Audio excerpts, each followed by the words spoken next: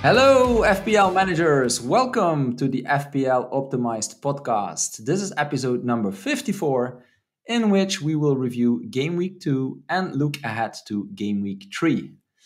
Game Week 2 brought many of us back to reality, as after all the good scores in Game Week 1, for many managers, Game Week 2 was a bit tougher to handle. João Pedro started on the bench, so did Gabriel. Haaland blanked, Saka and Watkins were off penalties, and again a disappointing performance from Man United. If you thought FPL was easy, then think again, as things can change all the time. Kudos to the managers who still did well, and to the rest of us, let's take it on the chin and move on. I am Bas, the casual manager, and my co host is Sertalp, the data scientist.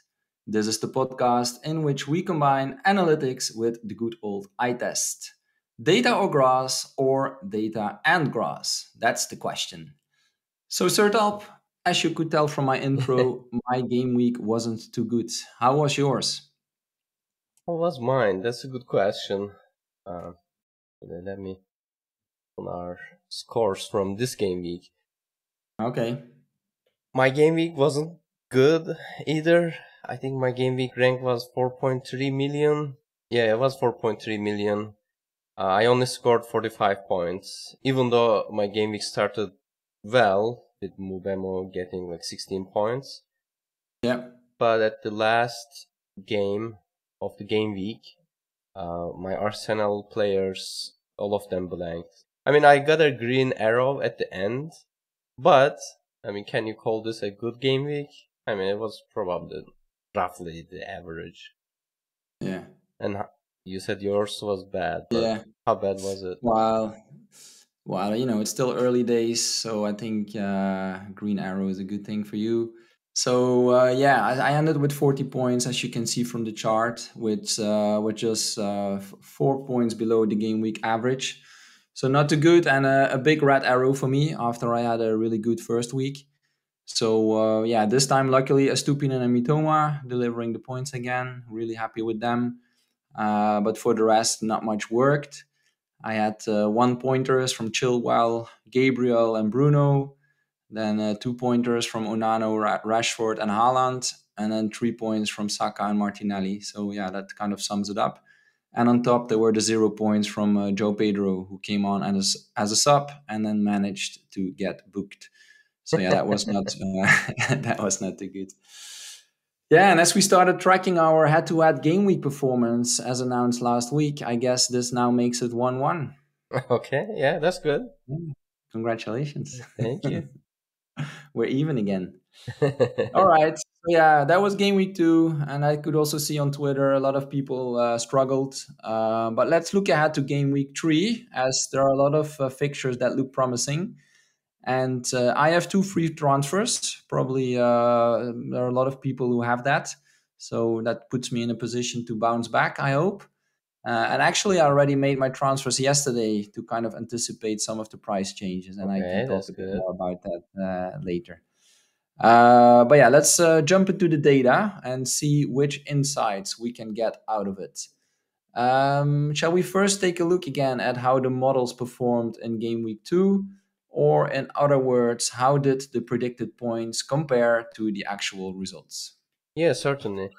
So I prepared the data and then Neil Rankin from Twitter prepared this visualization for me and did the analysis. Yeah. Just like previous game week, we used the predicted points and then the actual results and tried to measure what was the accuracy of the models. But instead Yeah. of just using game week 2, we use both game weeks, game week 1 and game week 2, because hopefully if you use more game weeks, it will be better in terms of measuring the actual accuracy. A single game week can have lots of noise, I should say. Yeah. Yeah.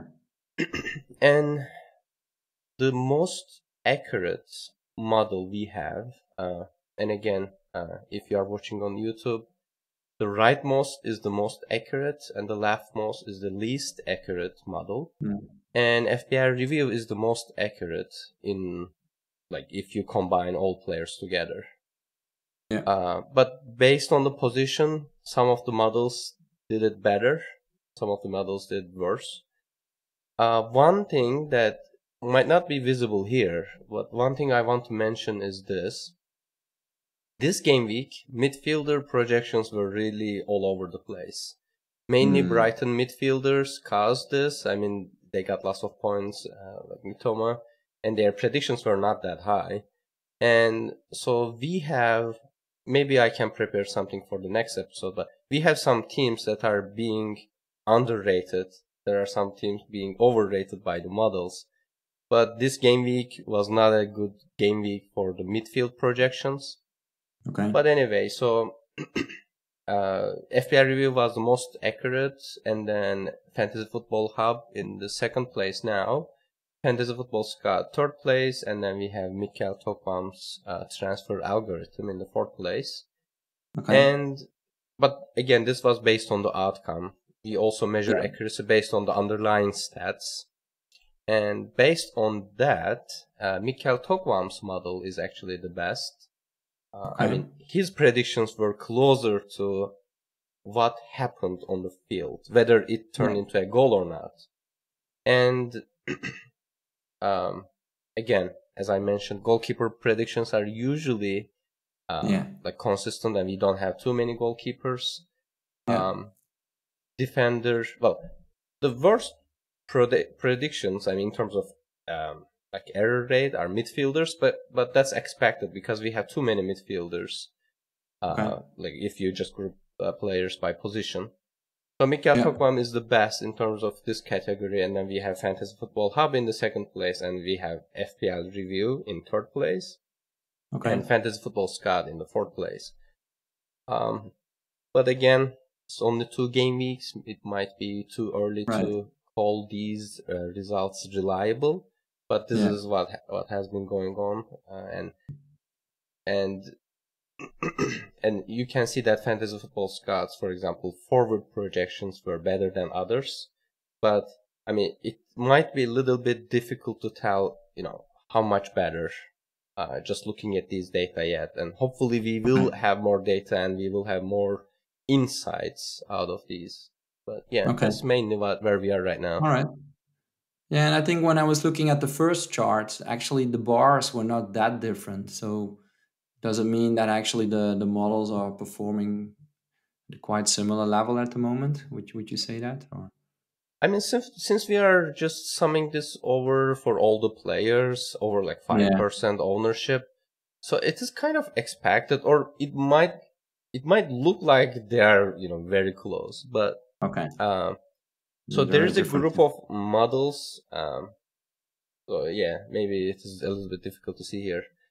There are a group of models that are doing well, pretty well, I should say. And then there is some gap between other like second tier and third tier models. Yeah, but position by position. So, and also there's one more element to this. I mean, even though like these models, and also we are checking these errors based on like hundreds of players, whoever has more than 5% ownership. Not all predictions are relevant to you as a player. So you are only maybe interested in top 10 players because you are picking your 5 midfielders out of, top 10. So, and what you are wondering is even more than the actual prediction itself, you are wondering the order of these players. So that's something I will mention today. We prepared another analysis visualization on it. So sometimes you are not that concerned if the gap between players are only like 1 expected value or 2 expected value. You just want to know, who's the best, who's the second best. And even though a model can get really close, or it might be really good in accuracy, if they got the order wrong, then you probably picked the wrong player and you didn't get the points that you were supposed to get. So, I mean, there's that element to it too. So I was just wondering, this whole last week I was thinking about it, and I asked Chase to maybe provide us a visual on this, and he prepared something really nice. So I will talk about it later. Okay. All right, cool. Good to keep tracking this. Thank you. And Hmm. then the next thing we can look at, as we did in previous weeks, are the updated charts for team strength. And we'll look at it again, split by defense and attack. So how does it look like for this week? Yeah, certainly. So again, for people who are new to this, we are talking about projected point averages. So we get these 7 models. So we take the average points per 90 minutes for every Yeah, team and against every opponent for every game week. yeah, And so for this game week, I mean, we have a few really favorable fixtures. First of all, Manchester City is playing against Sheffield yeah. United, and there it's one of the best games we have in the horizon. And Arsenal is playing against Fulham, and their offensive point average is 5.7. It's one of the Hmm. highest we have in this like in this horizon. Okay. So the only better games, I think, when City plays Fulham next game week in game week 4, and also when City plays against Nottingham Forest in game week 6. Right. But 5.7 is um, pretty significant, I should say. Yeah. And another good fixture is for Manchester United this game week, playing against Nottingham Forest, and Yeah. their offense average is 5.5. Hmm. And one other good fixture we have is Chelsea is playing against Luton, and their Yeah. defense point average is 4.7, which is Mm. higher than Manchester United playing against Nottingham Forest, Mm. Arsenal playing against Fulham, and even City playing against Sheffield United. So that's the Okay. best defensive fixture we have for this week. Okay. That's good to And look at, and mhm, it's an interesting chart. I think, as we mentioned last time, you could look at this as a bit of a fixture ticker, mhm, so just to see in which teams you should invest. And I think just looking at the yellow bars, which identifies, let's say, the best fixtures to target. Yeah, we see a lot of yellow bars from Man City, especially attacking wise. So I think there are a lot of discussions this week as well, because of course everybody has Haaland already. yeah, But we saw already in last game week Alvarez and Foden doing really well. So I think that's something a lot of people are looking at, like to bring in a second City attacker. So that's yeah, something to consider. Yeah. yeah, exactly. Okay. Yeah, as you mentioned, City has favorable fixtures. I mean, in these 6 game week horizon, 5 of their fixtures are in the top 10 percentile, Yeah. and only 4 fixtures for Arsenal, and only Yeah. like 3 of them are only the offensively good fixtures, not defensively. And Right. Newcastle has 3 good fixtures, like again within that 10 percentile like Yeah. benchmark we have, starting from game week 5. So Yeah. that's when most people will try to switch to 1 or 2 or even maybe 3 Newcastle defenders. Yeah. And so that's something probably most people have considered already. But I mean, most involved players right now are planning Yeah. this. So most of the Yeah. players we have in our defense are kind of placeholders for Newcastle defenders in game week 5. So if you Yeah. haven't made any plans already, just consider making one, because they are playing against Brentford in game week 5. Not the best fixture, but pretty good one.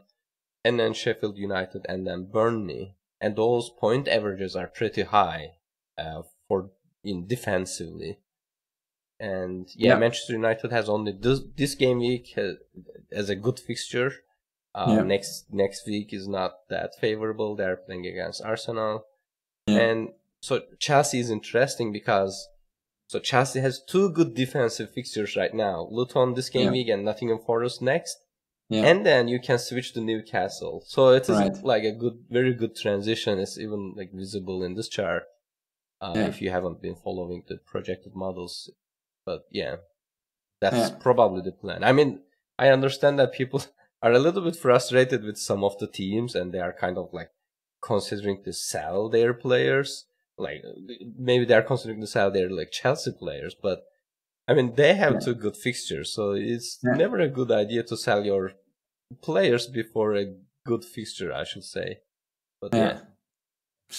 yeah. Yeah, it's the same with Man United. I think yeah, they had a difficult start. They disappointed now for 2 game weeks.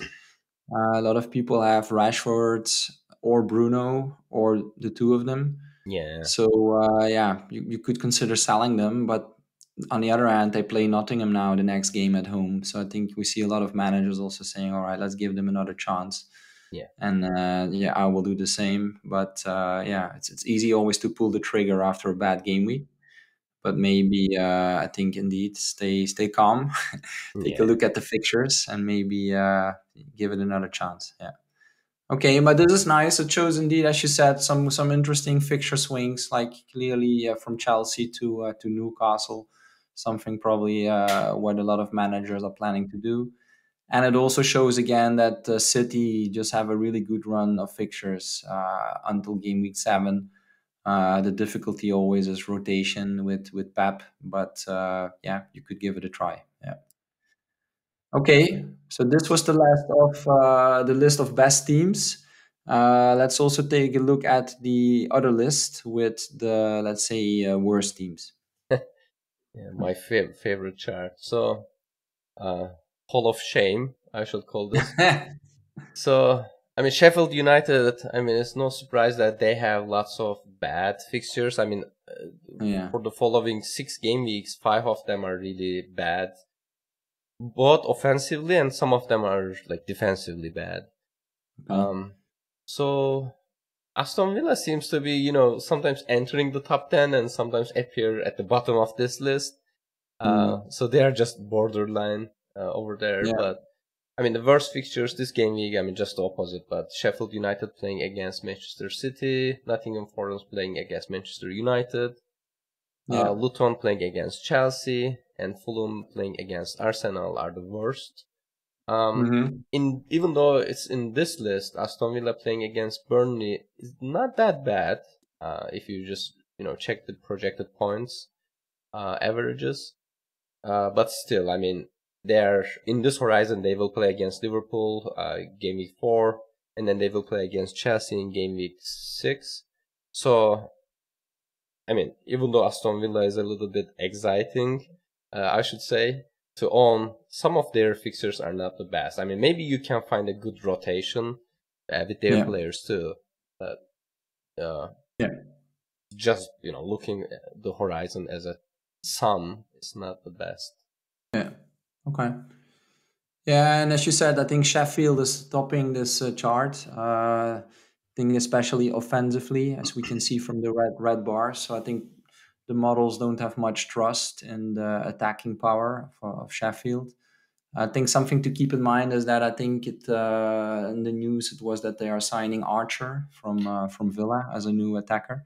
Yeah. So this could make a difference. And again, also a reminder that the transfer window is still open till end of next week. So keep that in mind, I would say. Yeah. Yeah, and I have Archer in my team, so Oh, I'm a that's little good. bit curious, what will happen Yeah. in Ah, terms that's of the good. Then you projected have points. a 4.5 million good option attacker. Yeah, let's see how Yeah. many 2 points he will bring. Yeah, yeah, that's the point. Yeah. How often will you play him? That's the question. Yeah. Okay. All right. Well, thanks for giving that view on team level again, Sertalp. Last week, we also started looking at the EV changes on a player level, and we had some good feedback on it. People appreciated it. So, were you able to update those charts for this week as well? Yeah. So Okay. again, I collected the data, I sent it to Chase, and it's FPL underscore Chase on Twitter, and Yeah. he prepared these amazing visuals for us. Thanks Yeah. again.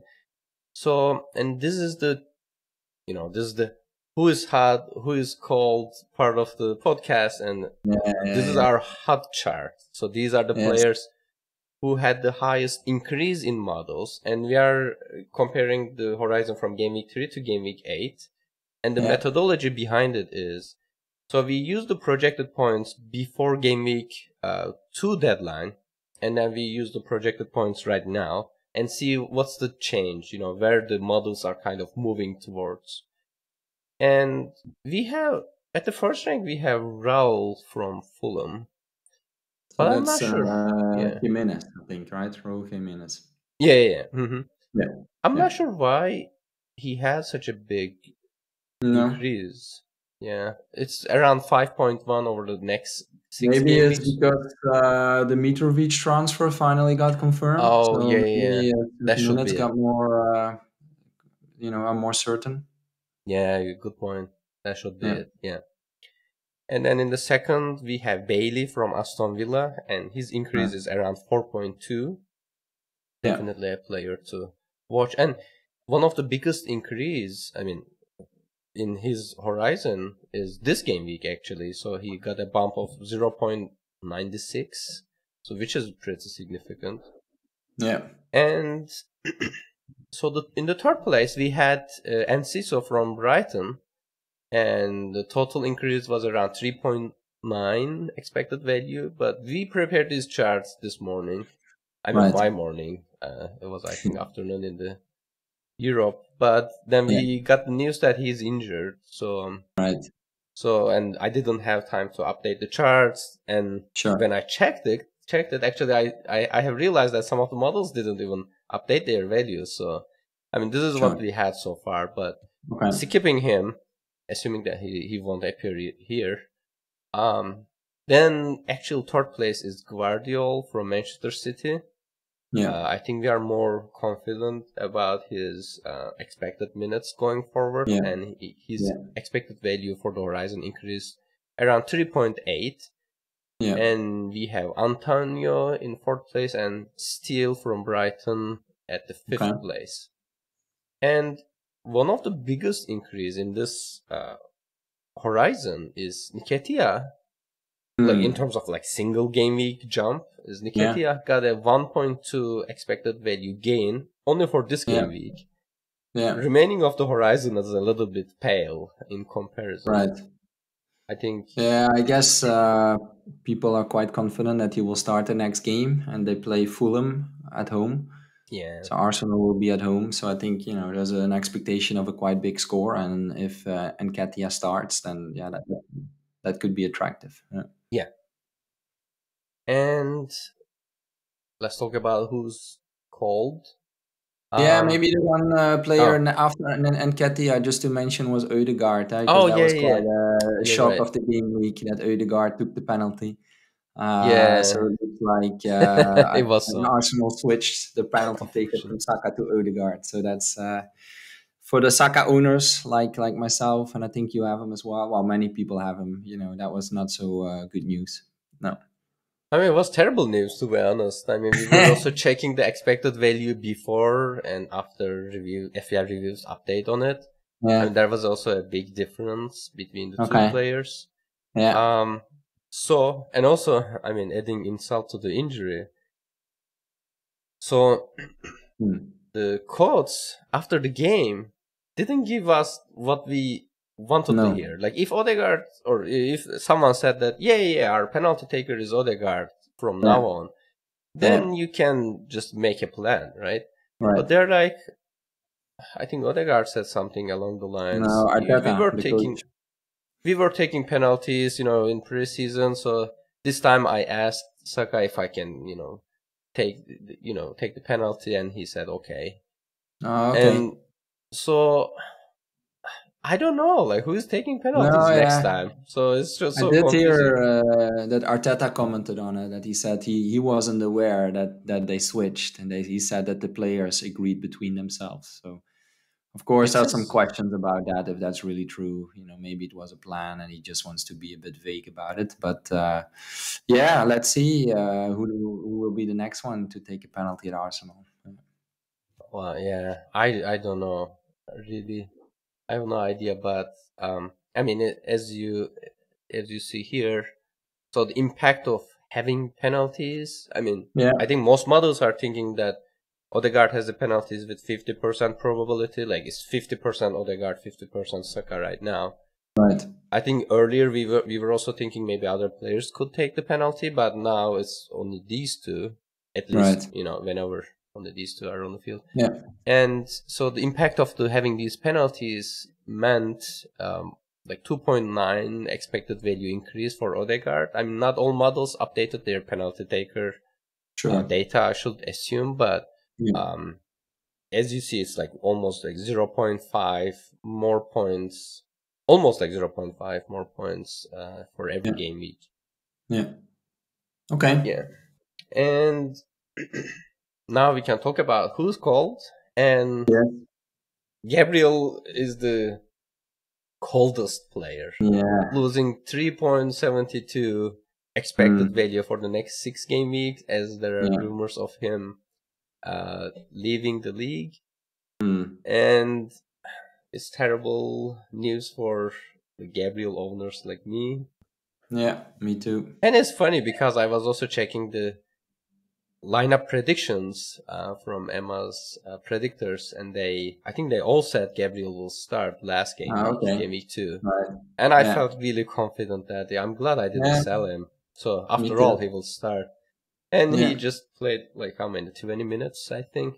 Didn't start the game 2. No. Yeah, it was disappointing. So this Saliba Gabriel thing that happened at the beginning of the season, I think we will talk about it in a long time. For a long time. Yeah. I'm still a little bit upset about how that turned out. But anyway, so in the second rank we had Joe Pedro, but again, this is not updated if Enciso is out, as they reported, so his EV will come back. Yeah. We have Villain from Fulham in the second place then, Mount from Manchester United in the third place, Evo B from Everton in the fourth place. Then we have Darwin at fifth place, I'm not sure why. And Madison at sixth place. Yeah, I mean, these are the players I see here. And I also see Watkins at the end of this table. And he just scored a hat-trick today, I think, in the really? competition. Yeah, I think he did. Oh, I didn't follow that. So I don't know if models will react to it. Yeah, he scored a hat-trick. Because a lot of people were indeed considering selling him, even though he did deliver for 2 game weeks. He didn't score, but he had 2 assists. So, okay. Yeah, and I think some of the drops here are related to injury concerns. I think Mount could be injured, Madison as well. Yeah. And probably some others drops are I think related to the minutes concerns, like Darwin, like Jota now started 2 times as number 9 for Liverpool. So I think Darwin is on the bench, and probably the model got updated based on that. Yeah. Okay, cool. Okay. Wow, these charts are really useful. It's good that we added those. Thanks, Sertalp, and thanks also Chase for preparing those. I think it really gives us a good idea of considering, who to sell and who to buy in our team. Yeah. And one more thing I want to talk about here is this new chart that Chase generated. Okay. It's the top ranked assets for the next 6 game weeks. But instead of using the projected points directly, like the numerical value, we just use the rank of, what's the rank? If you rank all the players in this position, what's the mean rank of this player across different models? And again, we are using 7 different models here. Yeah. And let me start with the goalkeeper. So the best goalkeeper for this next 6 game week horizon is Sanchez. Okay. From Chelsea, and a mean rank of 2.3. So the best mean rank you can have is 1. Obviously, if every model agrees that you are the best, you should get 1. And so as others are not, if other models have you in a lower position, obviously it decreases a little bit. 2.3 is not giving the best confidence, but it is much better than the second alternative, which is Ederson. With 3.9 as the mean rank. And then we have Onana, 4.9. Yeah. And for the defenders, we have Chilwell as the best defender in this horizon. Okay. With a mean rank of 1.4, which is pretty impressive. Like almost all the models should be thinking that he's the best defender to have right now. Yeah. And we have Alexander Arnold with 3.4 mean rank, and then Ruben That's still Diaz. quite surprising that he's so high. Yeah, I think models love him in general. Yeah, still. Okay. Still. And then we have Ruben Diaz with 6.3 mean rank. And as you see, whenever we are at the third place now, but the mean rank is already around 6, which wasn't the case for goalkeepers. So it means that there is less agreement across models on, what's the third or fourth or fifth best defender. So I think it's, again, all over the place. And for midfielders, it is a little bit more, I think they agree more, because we have Salah at the first rank with 1.7 mean rank. And then Again, Rashford. quite surprising, I think, Salah. Yeah, I was also thinking that, but I think,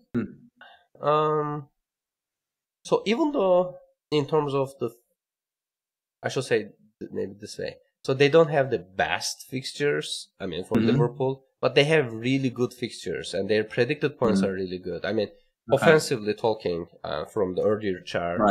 Right. So Liverpool's point average for game week 4 offensively is 4.7 against Aston Villa at home. And then another 4.7 against Wolves away.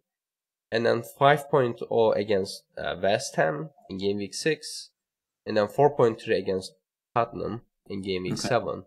I mean, they're not the best, but I think they're... Right. Yeah. So there's a lot of confidence in the attacking output for Liverpool, which actually we've seen also, especially last game week. Yeah. So their fixtures are more, above average, I should say. But other teams, they usually have good games, but then some of the games are really bad. I think that's the reason. Yeah. And also, I think one of the most important thing here is the minute prediction. I mean, you always have teams like Manchester City who has the best fixtures across the horizon. Yeah. But then you really don't know who will play. I mean, their minutes are much more unpredictable. But you know that Salah will play if he's not injured anyway. So at the second rank, we have Rashford with 3.4 mean rank, and then Odegaard now 4.3, and then comes Saka 5.3. I mean, models were rating Saka much higher than Odegaard earlier. Now it's the other way around. So that changed. Because of the penalty, I should probably. Yeah. And also Odegaard. Yeah. And for forwards, Haaland has the mean rank of 1.0. I mean, again, there's no question about it, and he's the best pick across all models. And then we have Jackson from Chelsea, 2.4. And then we have Watkins, 3.6. So it's a little bit funny because we have seen Watkins in the, who's cold chart. So even though Watkins' expected value decreased a little bit, he's still one of the best forwards you can have right now. And and then we have Vissa from Brentford with 4.0 mean rank. Yeah, that's pretty much it. Anything you want to comment here? No, we made a few comments already, I think, while we looked at it. Yeah, maybe just on the attackers, maybe Alvarez is a bit lower than I would expect, because I think a lot of people are debating now whether they should go for Jackson or Alvarez. So based on this chart, I think Jackson looks like the better pick. But I think some of the models are still a little bit conservative about Alvarez's minutes going forward. But I mean, I think Jackson, they have more confidence in Jackson's minutes. When I was checking potential transfers from the solver, I think I have seen Alvarez multiple times, especially if you set his minutes manually. If you think that he will play, I think he is a really good pick. So again, it boils down to whether you want to play a little bit risky in terms of minutes, not points, or if you want to play safer and go for the, player who's hopefully supposed to get points, like Jackson. I mean, I didn't get any points from him yet, but he seems to be the better pick in terms of safety. Yeah. Okay. And you have a Chelsea shirt today, so... Yeah, I'll come back on it later, because the 2 transfers I made already are 2 Chelsea players. So okay. And I'm probably not the only one, based on the good fixtures coming up. And I also think that in the fixture or the last game against West Ham, they lost it, but they did look quite good, I thought. Right? They were a bit unlucky to come behind quite fast. Then they equalized. Then they missed a penalty. So I think, if they scored the penalty, it would have been another game. But yeah, I saw a lot of positives from it. I think Enzo played well. Sterling also. Yeah, I still don't dare to rely on him, but I think what we saw in the game it looked more promising. And Jackson, while he didn't score a goal yet, but again, he looked really lively. And yeah, I think with the fixtures coming up now, first one against Luton at home, yeah, Yeah. I think we can put some faith. I think. Well, depends. It's everyone's own decision. And as we just mentioned, the City fixture is also really good away to Sheffield, so I think it makes a lot of sense to also bet on City. But there's a bit more rotation risk, and yeah, for me, I'll go all in on Chelsea. So that's why I have the shirt today. It's an old one. I still have Gullit on the back. Maybe I can show it for the people watching. Oh, that's cool. My childhood hero, Ruud Gullit. But yeah, still have a Chelsea shirt in Which my in my closet. which season is it from? I mean, even the logo is pretty old. I don't know. I have to look it up. Yeah. That's amazing. Do you root Old for one. Chelsea in Premier League or? No, no, no. Yeah, I just wanted to say that even though I wear the Chelsea shirt, I don't root for a specific team, to be honest. In the Premier League, I'm very much into FPL and I follow all of it. There are different teams that I like, but it's not really that I support a particular one. Okay. Yeah, neutral Yeah. answer. Neutral answer. Yeah, that was a safe answer. Uh, for me, it always depends a little bit on the Dutch players. So when Gullit was at Chelsea, I quite liked Chelsea. But I had different teams I supported: Spurs, Liverpool, yeah, you name it. All right. Well, again, a great addition this chart. Thanks for preparing it together with FPL Chase. Let's move on. So I think one thing I can do from my side is maybe to add a bit of eye test observations. I think I Okay. did already mention Chelsea, so I think they didn't look too bad, and I think we also saw it from the model. I think especially defensively, there is some trust in Chelsea from the data. I think especially it relates to the opposition, and they have two home games coming up. First one against Luton, second one against Nottingham, and they have some good options in defense with Gusto now at 4 million, who plays instead of James, and at 4.5 million also Colwill. The other thing I wanted to mention in terms of eye test, yeah, Man United. So I have Bruno and Rashford. I think it's the same for you. They have been disappointing now for 2 game weeks. Even though what I've been looking at from data wise, XG and XA, they do look quite good, especially Bruno. So I think it's a reason for many people to say, let's give them another chance. The next game is a home game against Nottingham. I think we also know from last year that United did better at home, or typically they do better at home. And against Nottingham, even though Nottingham also did quite well in the first 2 game weeks, but I think we should expect a better performance from United. So personally, I made the decision to keep the faith in the two of them, even though in midfield there's a lot of competition, a lot of appealing other players, like also Mbemo at Brentford. I think we Mhm. spoke about Foden already, of course, the Brighton guys. So, yeah, lots of options. But yeah, it's just a good fixture. I don't want to sell them now. Um, City, I think City were impressive, right? The win against Newcastle, where we thought, Newcastle could challenge them, but Yeah. even though it was just 1-0, I think it was quite an easy win. Unfortunately, no Haaland goals, even though we had a few chances. But I think especially Foden looked impressive, right? He took a bit of the KDB role, uh, creating a lot. So I think Foden could be a good one to bat on, but also Alvarez, who scored the goal.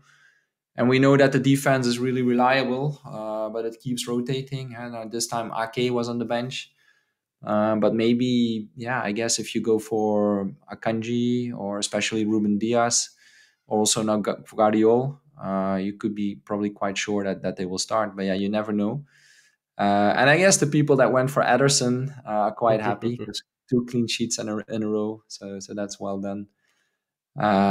Just another team I wanted to mention is Brentford, who had quite an impressive start, especially Mbemo and Wissa, 2 weeks in a row in the points. So they've been looking good. But also Rico Henry in the back, and Flecken in the goal. So some options at Brentford to consider. Brighton, impressive again.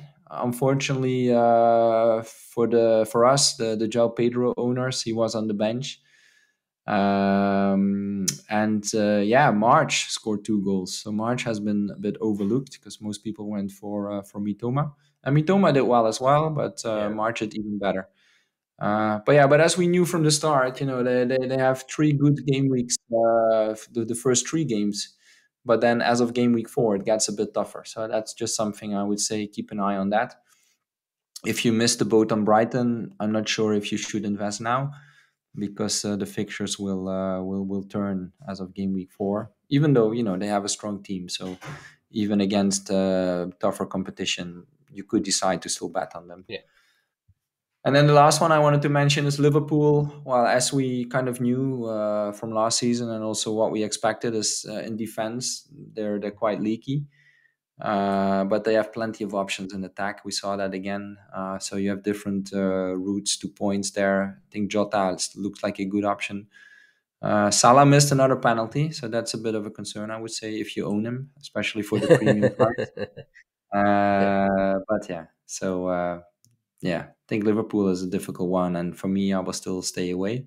But maybe in future, you never know. So just some eye test observations. Anything you want to add to that, Sertalp? Maybe I just want to comment on the premium goalkeeper situation. I mean, Ederson got 2 clean sheets in a row, as you mentioned. It's funny because if he didn't, we would be talking about how the premium goalkeepers, doesn't worth the price tag and all that stuff. But now that he got clean sheets, no one is talking about it. But yeah, I just wanted to, highlight That's why a I little wanted bit. to mention it, Sir. Yeah, just for you. That we thank are you so much. appreciating Ederson.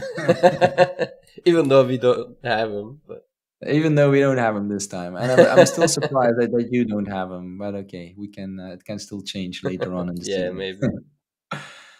All right, let's do the big moment of the podcast. As every week, let's reveal the updated optimal team. Okay, so this is the current optimal wildcard team. So I use my own team value to generate this.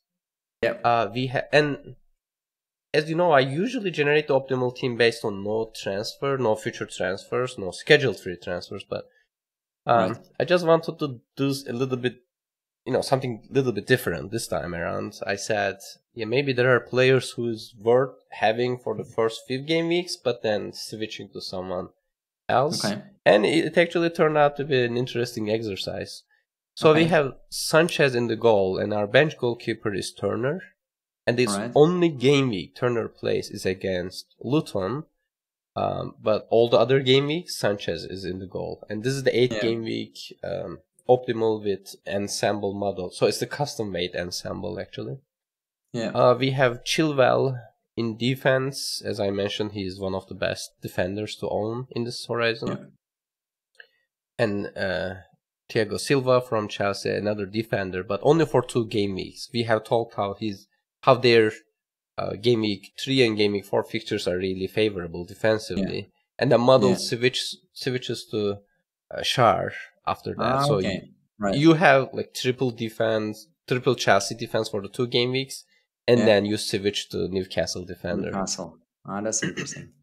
And I should mention that we also have Trippier in the bench for this game week, and also Botman in the bench for this game week as they play against Liverpool. But for the remaining of the horizon, Trippier plays every game, and Botman plays 2 of those remaining 2 games in the remaining horizon, as well as Schär. So that you transition from triple Chelsea defense to triple Newcastle defense. So as you see, model has a type, right?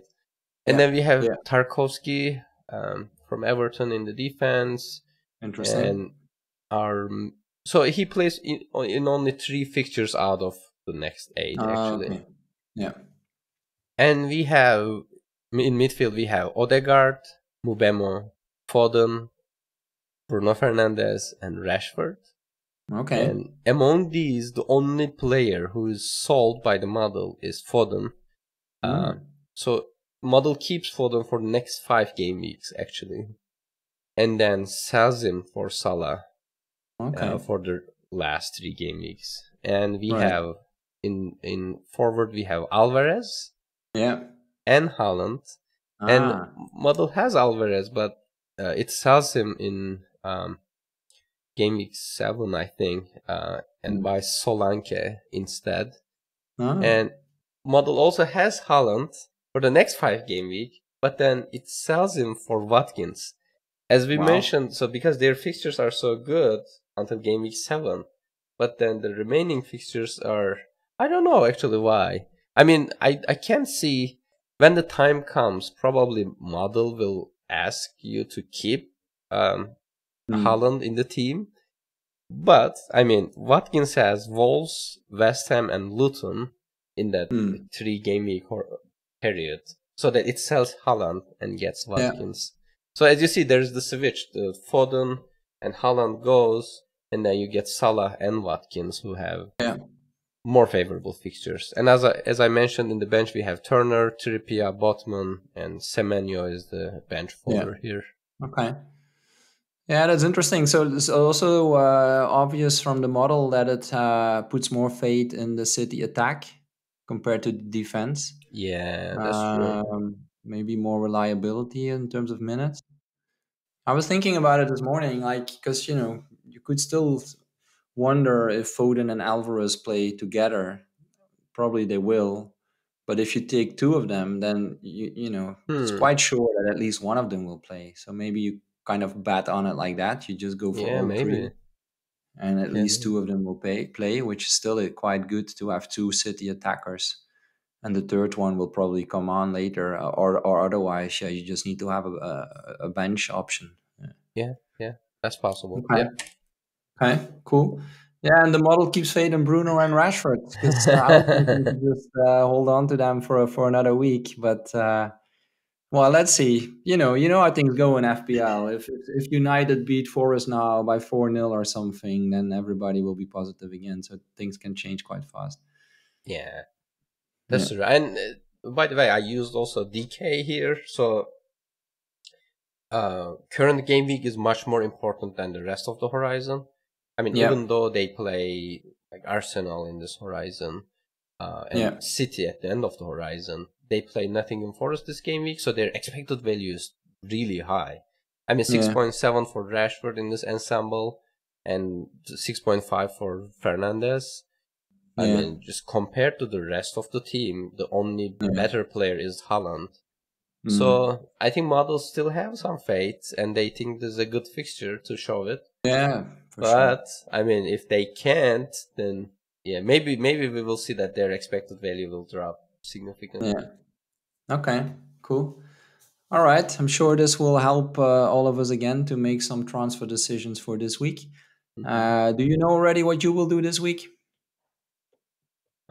I will, like, unlike many people who have 2 free transfers, I only have Yeah. one, Okay. and I think I will roll my free transfer because I believe in value of having 2 free transfers going forward, and we Yeah. will have the switch to a Newcastle defender soon anyway. Right.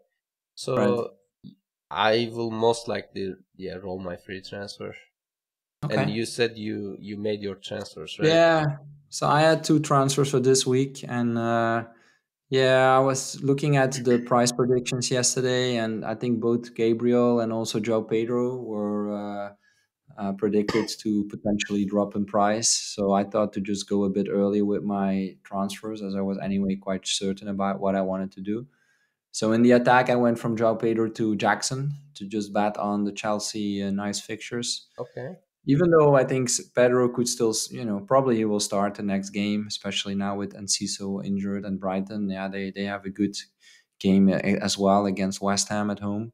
Yeah, still, I think I would, the Chelsea fixture against Luton is just a bit more attractive. So decided to bet on that. And anyway, I was thinking, I betted quite heavily on Brighton for the first 3 game weeks with the plan to move away after that. So Yeah. I'll just make a bit of an early start, moving João Pedro, and I will still have Mitoma and Estupinen anyway. And for the other transfer, yeah, I decided to say goodbye to Gabriel, unfortunately. As you mentioned earlier, I think most of us were thinking that he would play the previous game, but he didn't. I think most of us think that he will play the next game, especially because Tomiyasu had a red card. But yeah, you never know. Apparently, there's something wrong there with Gabriel and Arteta, or between Gabriel and the club. As you said, there is a rumor that he might move to, I think, to Saudi Arabia. Yeah. That's what I So heard. yeah, just too much doubt. So I decided to move away. And yeah, I looked at the Chelsea options. They have 2 nice home fixtures, as we know. Yeah, and I went for Disasi at 5 million, which is maybe a bit of a strange decision considering that there is Colwell and Gusto at a cheaper price. I just at some moment started looking at Disasi. He's also 5 million. And to your point, I plan to just keep him for 2 weeks and then move him to Trippier. So I didn't mind too much that he cost 5 Yeah. million. I just hope that he will play now for 2 games at Chelsea, and then yeah, hopefully they can keep the clean sheets, and then plan to move him to Trippier. So let's see. Hopefully that will work out. So yeah, as you said, wearing the Chelsea shirt this week because I'm going all in on Chelsea, and I hope they won't disappoint me. Well, let's hope so. Yeah, let's see. It will be another nerve-wracking weekend. All right, last question for today, as always. How do the captaincy options look like? Yeah, so captaincy is very obvious this game week. I mean, all the Okay. models think Haaland is the best captain. I mean, All right. um, so in ensemble, Haaland's average is 7.5. Okay. And the closest option is Rashford with 6.4. And Rashford is the second best option in almost every model except Fantasy Football Fix, which has Foden in the second place. And then comes Fernandez. As I mentioned, these 3 players have the highest expected value. And then we have Odegaard and then Saka. I think most people will go Haaland, but Yeah. I don't know. Manchester United is not giving lots of confidence, as you mentioned. So even if you were kind of like considering to, pick your captains a little bit different so that you can gain more ranks, I don't know if they are kind of worth trying. And Yeah. and Arsenal's, I mean, Odegaard and Saka's expected value, it was even lower than Rashford and Fernandez. So for me, it's very clear that I will go for Haaland. Like, I don't have any doubt in my mind that I will go for someone else. But Yeah. how about you? No, same for me. This game, I will go for Haaland. I did the same last game week. I guess, yeah, some people bet on another captain last game week, so it paid off. Some went for Salah. It was just 5 points, but still Mhm. 10 points in total compared to 4 for Haaland. So still a nice gain. I had a friend in my mini league. I saw he captained Mitoma, so that was a good decision. I think that was Neil. Neil sometimes listens, so Neil, if you're listening, well done. Uh, and I think also for this game, yeah, there are a few teams with good fixtures. United against Nottingham, Arsenal against Fulham. Yeah, you could even go for a Chelsea player against Luton, but yeah, I think at the same time City plays against Sheffield, so that's a really good fixture as well. So I wouldn't make Yeah, it too complicated, but yeah. yeah. All right. Great. Thanks for sharing that. Hmm. I think that wraps it up for the data. Was there anything you still wanted to add? Anything I want to add? No. I don't think I have. Okay, cool. Yeah, and thanks, Sertal, because I know you're feeling a bit sick, so I appreciate that you Yeah, still made it for today. sure. If people could hear Sertal coughing a bit, yeah, that was the reason he was not feeling completely well, but great that you could still make it. So yeah, before we close it, like last week, we will give a shout out to our mini league leaders. The number of teams in the league went up to now 198, so that's pretty cool. You can still join our mini league. The code is 0JSDLA. So it's 0JSDLA. And we have a new leader. It's Darak Noonan with his team Pass Offer Receive. His team has 74 points in game week 2 and a total score of 158 points. So that's really well done. Congratulations, Darak. And number 2, we have Matthew Lafflet with his team, the Raleigh Rigby, on 152 points. And then number 3 is Daniel Candle's team called the Kundis with 150 points. So also really well done. So yeah, impressive top 3. Still early days though, but good luck everyone. Yeah, keep hanging on there, and maybe you can win it at the end. Are we going to give a reward to whoever wins the mini league, or? Yeah, we should think about it, right? Some kind Yeah. of FPL optimized swag or something. We need Yeah, to need probably. to come up with something. That's a good Well, yeah, idea. we'll work on something. All right, guys and girls, I should say. This was the FPL Optimized Podcast, episode number 54. Thanks for listening again. We will be back next week with another podcast. Make sure to subscribe to the podcast so you will get notified when the next episode is released. And please do follow us on Twitter, or now called X. For Sertalp, it's at Sertalp Bilal, and for me, it's at Belfi BB. And as of this season, you can also find us on YouTube. Just waving to the people on YouTube. Thanks for watching. Leaving it again to Sertalp to close it. And until next time, stay curious and stay analytical. Goodbye. Goodbye. Thank you.